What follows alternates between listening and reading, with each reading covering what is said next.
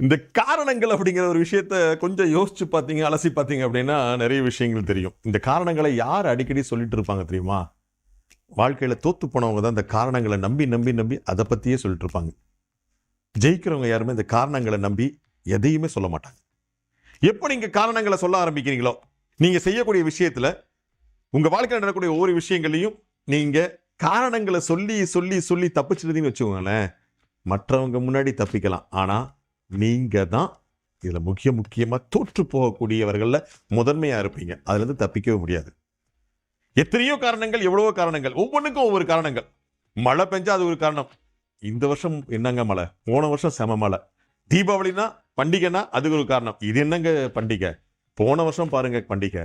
அதே மாதிரி வெளிநாடுகளில் போய் பார்க்கும்போது பார்த்தீங்க அப்படின்னா, இதெல்லாம் என்னங்க, நாங்கள் இங்கே இந்தியா தாங்க டாப் அப்படிம்பாங்க. இந்த காரணங்கள் எங்கே முடியுது அப்படிங்கிறது ஒரு சின்ன உதாரணம் மட்டும் சொல்லிடுறேன்.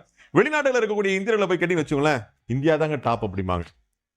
காரணம், இந்தியா வந்துட்டா சார் இந்தியாவிலேயே தென்னாடு தான் சார் டாப் அப்படிம்பா. இவன் தென்னாட்டுக்கு வந்த பிறகு சார் தென்னாட்டிலேயே தமிழகம் தான் சார் டாப் அப்படிம்பா.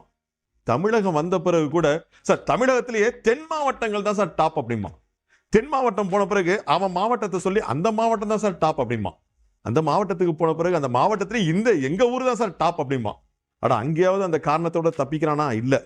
அந்த ஊருக்குன்னு சொன்ன பிறகு கூட இந்த ஊர்லயே எங்க தெரு தான் டாப் அப்படிம்பா. இங்கேயாவது காரணம் முடியுதா? அவன் தெருவுக்கு வந்த பிறகு இந்த தெருவுலயே எங்க வீடு தான் சார் டாப் அப்படிம்பா. அதனால காரணங்கள் தேடி தேடி தேடி போயிட்டு இருந்தீங்கன்னா நிச்சயமா முற்றே பெறாது. காரணங்கள் சொல்லாம வாழ்க்கையை நடத்தி பாருங்க. வெற்றி வந்து தன்னால உங்களை சேரும். நாளைக்கு சந்திப்போமா?